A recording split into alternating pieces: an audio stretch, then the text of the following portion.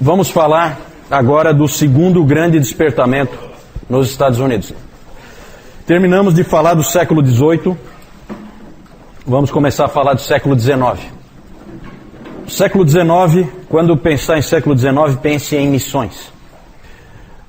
Nós vamos falar daqui a pouquinho. Mas antes, nós vamos falar do segundo, chamado segundo grande despertamento nos Estados Unidos.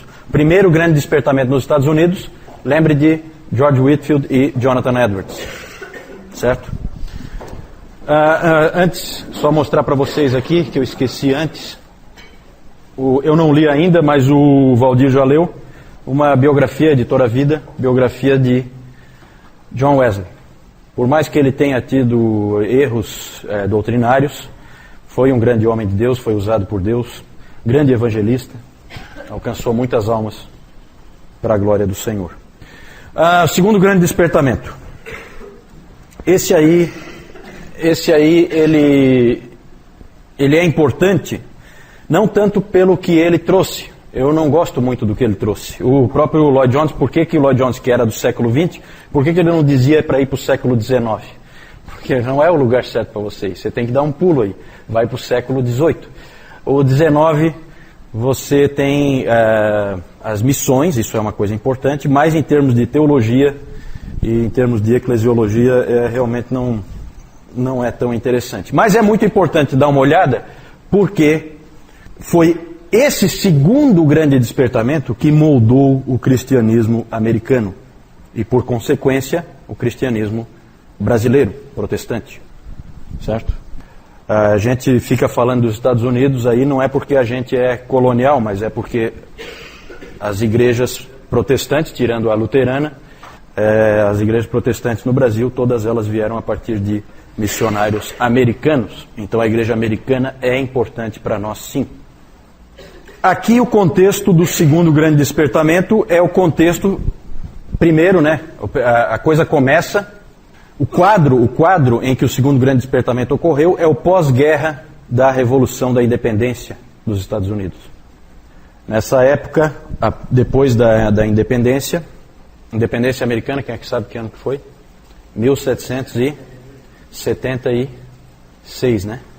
É isso? 1776. Eles então ficaram independentes da Inglaterra. E houve guerra, entre ingleses e os americanos. E depois da Revolução, a situação das igrejas era a seguinte: cerca de 10 a 15% só da população era membro de igreja. É pouco. Para um país como os Estados Unidos é muito pouco. Mas no final do século XVIII começaram a pipocar avivamentos em várias regiões. Despertamentos.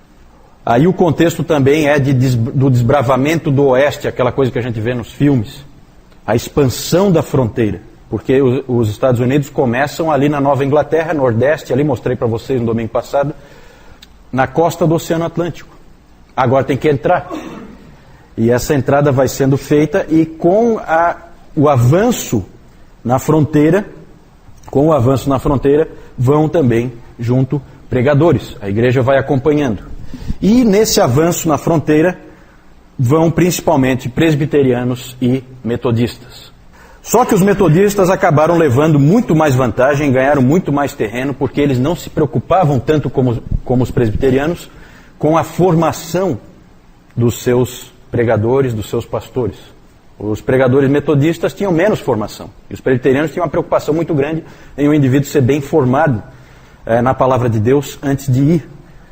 Metodista ia qualquer um que quisesse pregar, que tivesse zelo. E com isso os metodistas ganharam muito terreno e ficaram muito fortes. A denominação ficou muito forte nos Estados Unidos.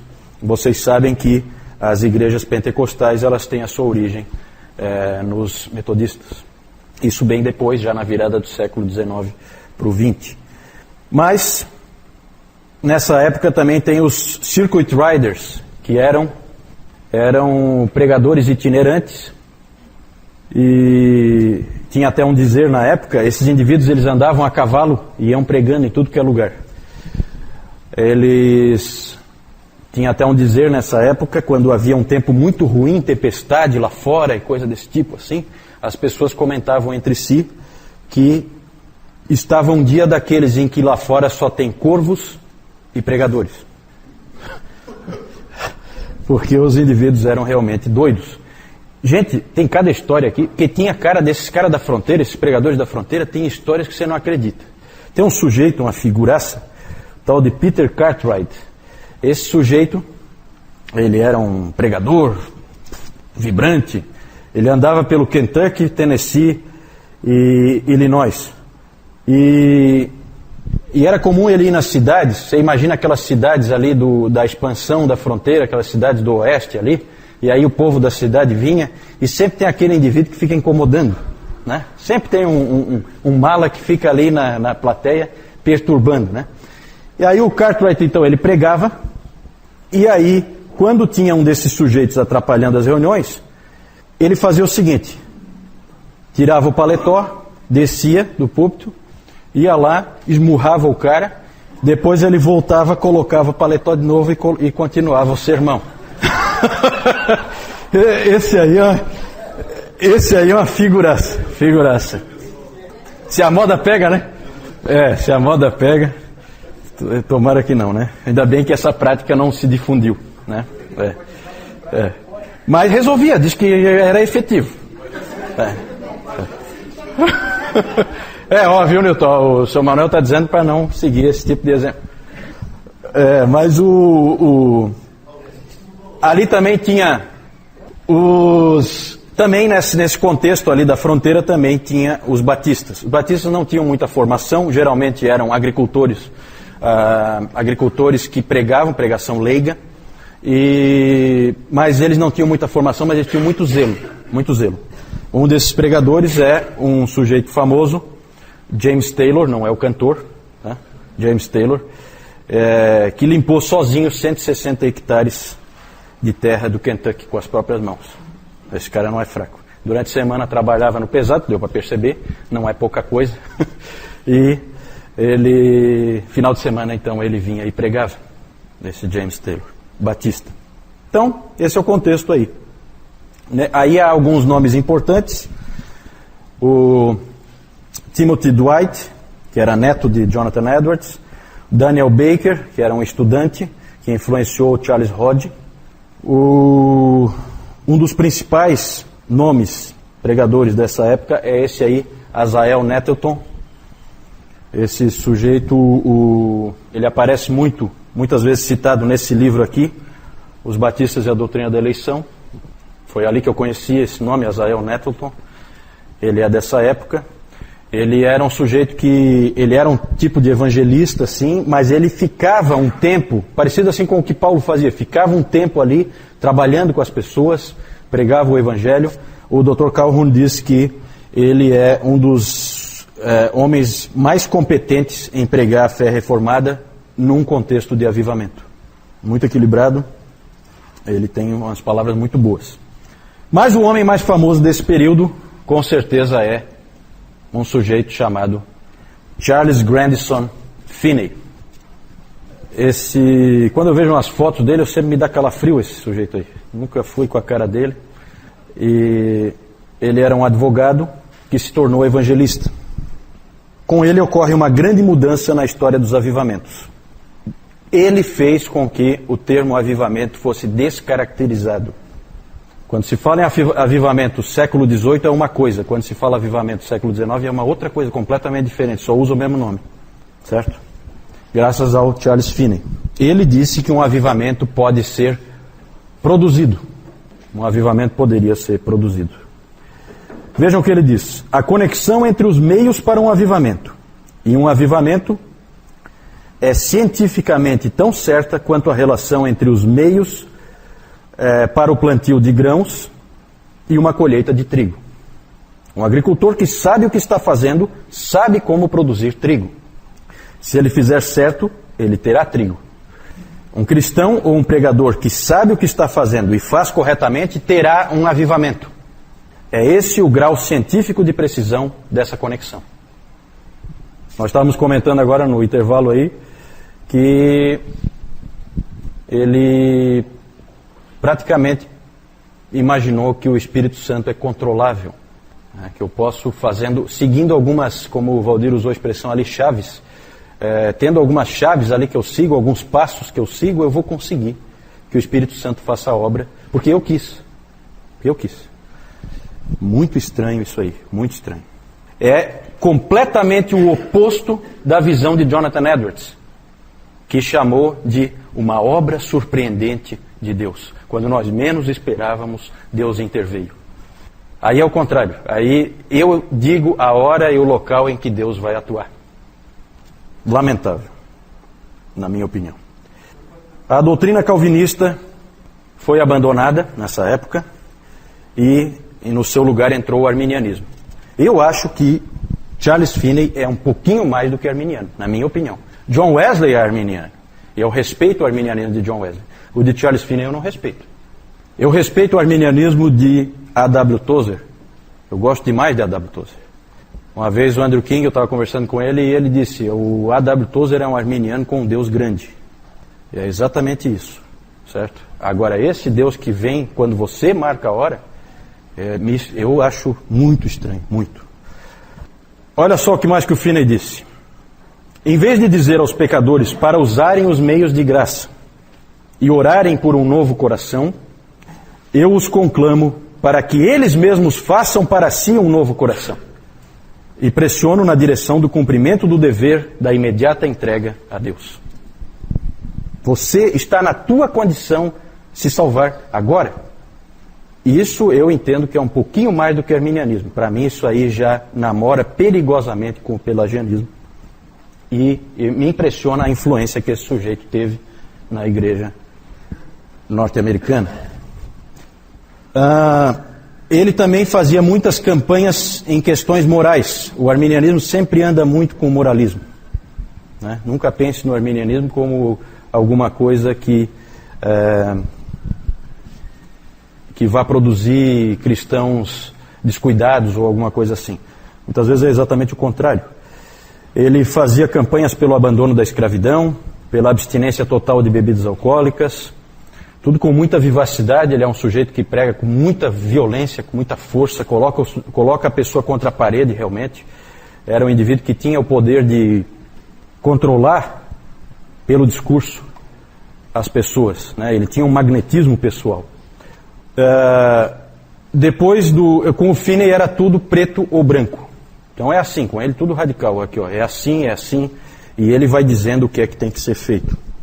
Depois do Finney, os avivamentos passaram a ser reuniões organizadas, promovidas por teologia arminiana e com grande ênfase em reforma social. Isso aí produziu grandes transformações na igreja. Uma coisa que o cristianismo americano tem até hoje é o avivamentismo, que são as cruzadas evangelísticas, esse tipo de coisa. Nós vamos marcar o avivamento, nós vamos alcançar milhares de pessoas no dia tal, na hora tal, vamos trazer o fulano de tal aqui e nós vamos alcançar aqui nesse país. É assim que funciona. Vocês sabem que esse é o pensamento do protestantismo americano hoje.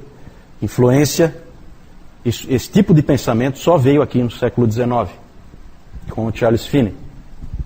Então, dali em diante, toda a religião americana é baseada em avivamentos, nesse sentido. Outro aspecto que aconteceu também foi a cristianização dos Estados Unidos. Passou a ser um país cristão, como a gente costuma ver.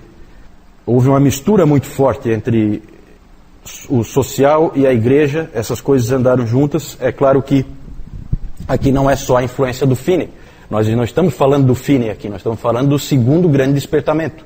Então aqui estão envolvidos todos os pregadores da fronteira, toda a influência deles, certo? E aí os Estados Unidos, eles se tornaram um país dito cristão. Outro aspecto, democratização do cristianismo. Só que democratização aí num sentido um tanto quanto negativo. Porque o que acabou acontecendo é que cada americano passou a ser o seu próprio teólogo, depois do segundo grande despertamento. Passou a haver uma rejeição do passado, uma rejeição de tudo que tinha antes. Tudo tinha que ter origem americana, então muito aquela coisa ferrenha de patriotismo, um patriotismo assim um tanto quanto bobo, né? E ingênuo, né?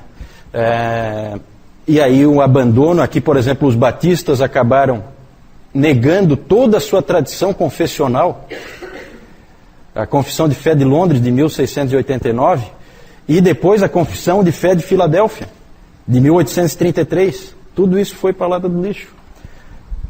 Por quê? Por causa dessa pressão para que cada um pensasse a teologia como quisesse. E aí imagina o grau de divisão que isso aí produz. Não é à toa que o divisionismo da igreja americana é algo incontrolável, né? O potencial divisionista é único, porque cada cabeça é uma sentença. E cada indivíduo tem uma ideia diferente, e aí forma uma nova igreja. Se for um indivíduo com algum talento de liderança, ele acaba formando uma nova igreja. Então é complicado. Também, nessa época, começa a criação de um sem fim de instituições paraeclesiásticas, certo? Antes era só a igreja, depois, e vocês sabem que isso é tipicamente americano, instituições paraeclesiásticas de todo tipo. Junta missionária, junta de Bíblia, sociedade para isso, sociedade para aquilo. Uma infinitude de instituições paraeclesiásticas surgiram também na cola do segundo grande despertamento nos Estados Unidos. Também esse segundo grande despertamento marca o declínio do calvinismo.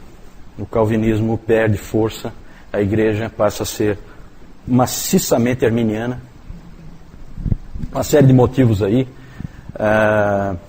Entre os batistas surgiu muito hipercalvinismo, entre muitas pessoas, e tudo isso aí trouxe problemas, o calvinismo declinou. E esse declínio foi causado principalmente pelos metodistas. Os metodistas chegavam até a ter hinos que eles cantavam, que dizia assim, um deles, né? Dizia assim mais ou menos: quando eu era cego, eu não podia enxergar. Os calvinistas viviam a me enganar. Então eles faziam hinos contra o outro, né? Então isso aí é complicado, né? Então quando você começa a fazer esse tipo de campanha, e eu já falei para vocês da força dos metodistas na expansão da fronteira, já que qualquer um que quisesse pregar podia pregar, né? Então isso dá muita força, dá muita capilaridade, você consegue levar pessoas para tudo que é canto. E mais ou menos como a gente vê, né, nessa questão da capilaridade, a gente vê igrejas como a Assembleia de Deus, por exemplo, em que facilmente um indivíduo pode se tornar um pregador dentro da igreja, então você tem a Assembleia de Deus em todo lugar. Né? Não há assim um requisito de que ele seja muito preparado, né? Isso dá muita força em termos de expansão, né? E os metodistas foi um pouco assim, mal comparando, só para a gente comparar com uma situação que a gente conhece aqui no Brasil. O que mais? Um aspecto positivo que o Dr. Calhoun defende é que com essa cristianização dos Estados Unidos ocorreu um atraso na paganização do país. A paganização está acontecendo hoje, né? Cada vez mais os Estados Unidos estão deixando de ser um país cristão e estão se tornando um país pagão e dos piores, né, em termos de paganismo. Com a força que ele tem, cultural, econômica e social, não é difícil que ele se torne uma grande força, seja lá para o que for. Que mais? Também apareceram novas denominações dentro dessas filosofias aí de renúncia ao passado, renúncia à história. Então vai criando assim uma coisa ingênua de ignorar o que passou. Tudo começou com a gente, uma coisa um pouco, realmente uma ingenuidade, né, que às vezes a gente até percebe um pouco na igreja norte-americana, uma ingenuidade em relação à obra de Deus do passado. E isso aí vem tudo nesse bojo aí. Surgem novas denominações também dentro desse pensamento, como os discípulos de Cristo, as igrejas de Cristo, tudo na fronteira. Renunciando a qualquer tipo de tradição, renunciando a qualquer passado da igreja, renunciando a tudo isso. Mormons e adventistas aí já não são classificados como igrejas cristãs, né? Eles são igrejas que vêm de revelação, certo? Essas igrejas são igrejas que vêm de revelação sobrenatural. Elas os fundamentos delas não são na palavra de Deus. Os fundamentos vêm de revelação de alguém, algum profeta, certo? No caso dos Mormons, o Joseph Smith, que recebeu aquele óculos lá do arcanjo não sei qual, para ele conseguir... Nunca entendi aquela história, é uma história meio doida. E no caso dos adventistas, a Ellen White, né? É a grande... Então essas igrejas são diferentes, né? A gente não pega aqui junto, porque daí, quando cai naquela situação assim, se Deus falou, o que eu vou dizer? Né? Aquilo que o Moisés sempre disse, se Deus falou, acabou a conversa. Nos Estados Unidos, no caso dos adventistas, século XIX. O Joseph Smith, acho que é antes, né, Newton? Eu não sei, eu acho que é século XVIII ainda, né? A virada, eu acho. Aí teria que investigar, eu não... Testemunhas de Jeová, não sei. Testemunhas de Jeová, não sei. Eu não sei nem qual é o marco deles, assim, para o início, né? No caso dos Mormons é bem claro, é o Joseph Smith, aquela revelação que ele recebeu e tal. E no caso dos adventistas também, a Ellen White. Então esses aí dá pra gente, é só descobrir lá quando é que a Ellen White nasceu e tal, e quando que ela morreu, você pega mais ou menos a época, né?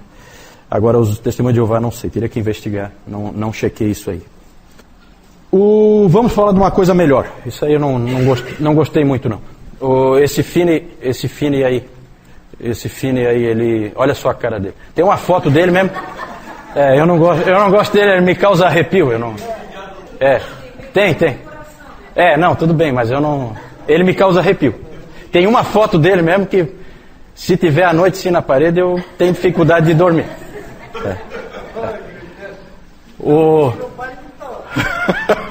O Nettleton é uma carinha melhor, né?